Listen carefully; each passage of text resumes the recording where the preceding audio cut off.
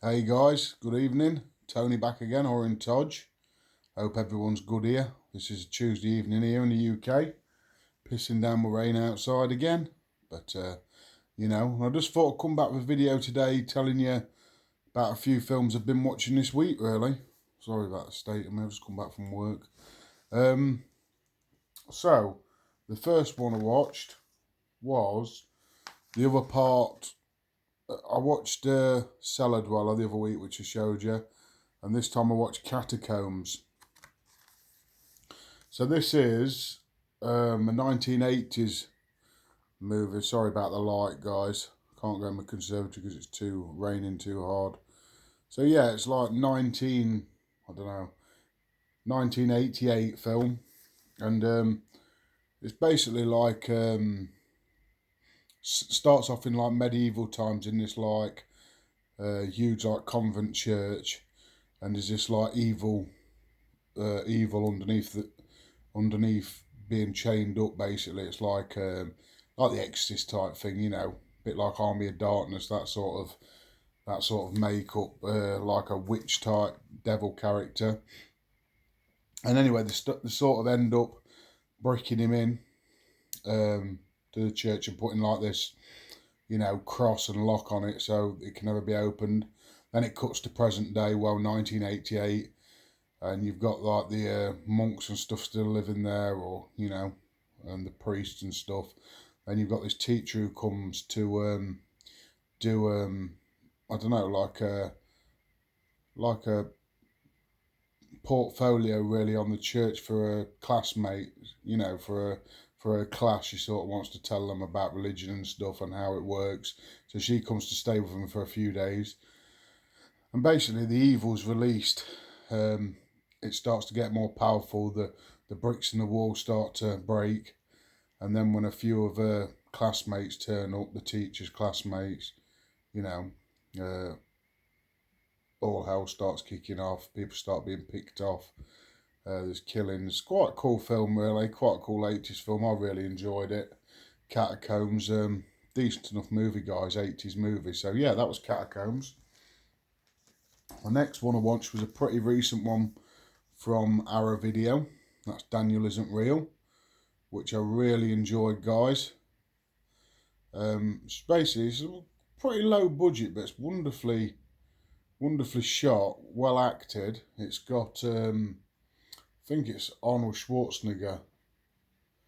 Yeah, it's got Arnold Schwarzenegger's son in this, and basically starts off as a little kid about 8 or 9 years old, and he sort of gets an imaginary friend, and plays with him. You can see the imaginary friend, but his parents and stuff can't. And his mum ends up being on her own. His dad leaves, and obviously the imaginary friend's called Daniel. And yeah, it was directed by Adam Egypt, Mortimer.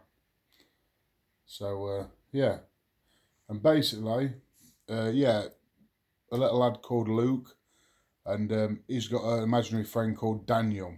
Anyway, he ends up telling Luke. Daniel tells Luke to like give his mum an overdose. So it's like pretty evil. So you're thinking, is it in his mind or what? So you're not quite sure.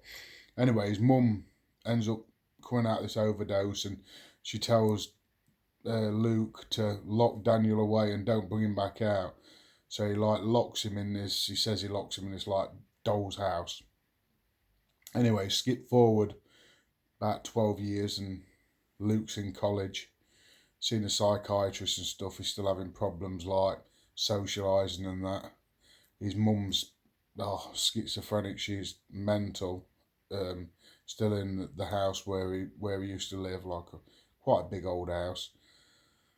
And yeah, Luke ends up letting Daniel back out the house again. Obviously, Daniel's older now. That's Arnold Schwarzenegger, I think, son.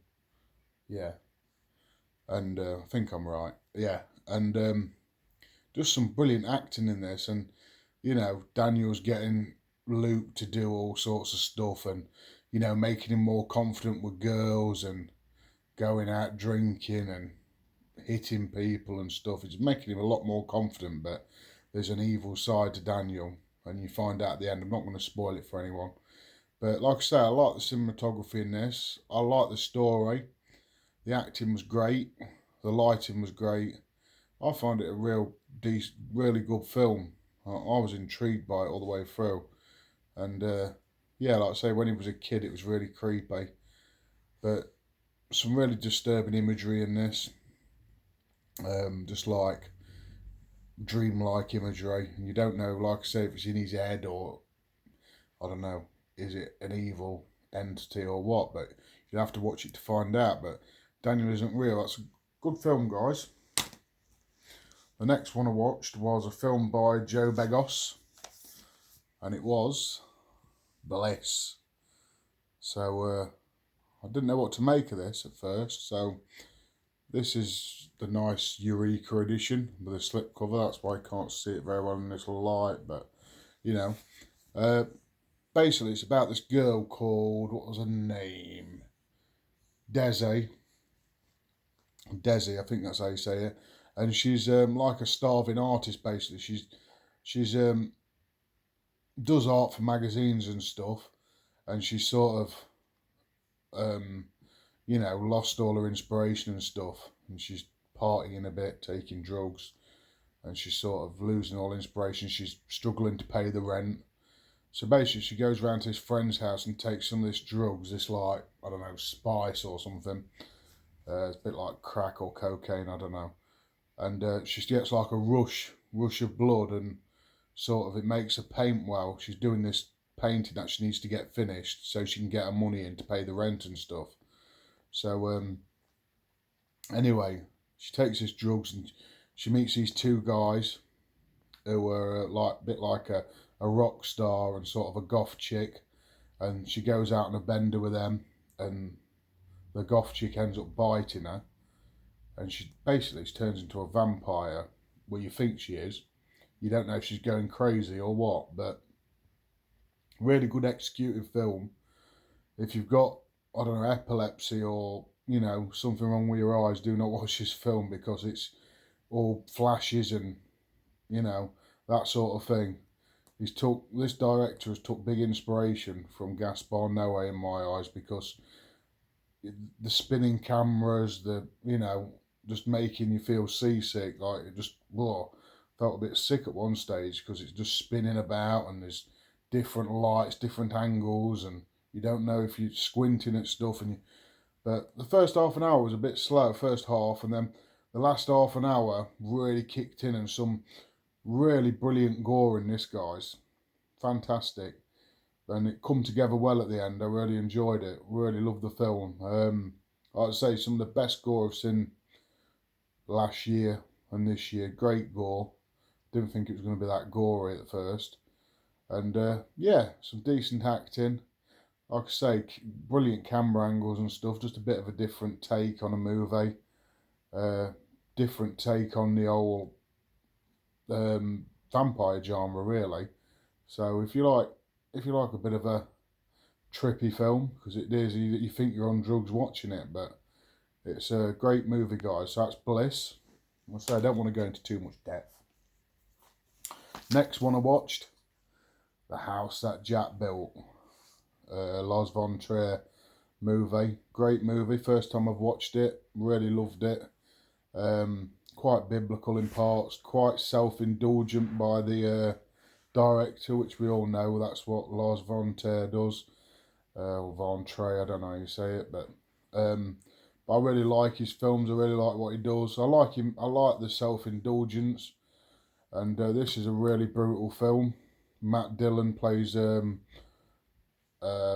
serial killer, psychopath, and it goes through 5 different stages of his life, and how he killed people and stuff. And I'm not going to say too much about it because you'll have to watch it, but it's really, really quite graphic, and there's some hard to watch scenes like him killing kids and stuff. And yeah, just one scene where cutting off a woman's breasts and the camera doesn't shy away. It's quite a disturbing movie, really graphic and violent and absolutely mental, but really good film. I loved it. Yeah, definitely up there, one of my best films I've watched in a long time. Really cool, I like it. I like the aspect of, not quite knowing what's happening, and the Lars von Trier traits of him sort of talking over sort of into the mind of the killer, him talking to someone, that sort of thing. It's just a really crazy film, but The House That Jack Built, definitely recommend it, guys. The last one for this week, I say I normally do 5, that's 4, this is 5, is the newest one from Arrow. It's Jose Larraz's Deadly Manor, Jose Larraz's last film, 1990. Feels like an 80s slasher though, to be fair. And essentially, I really enjoyed it. People have been giving it stick, but I liked it. It's basically these guys, younguns or late teens or early 20s, are looking for this lake, and they pick up this stranger who he thinks a bit weird, a guy, and he says, "Oh, it's miles away, so we're gonna have to travel a bit longer." And they go travelling, and anyway, they want to rest for the night because it's getting late.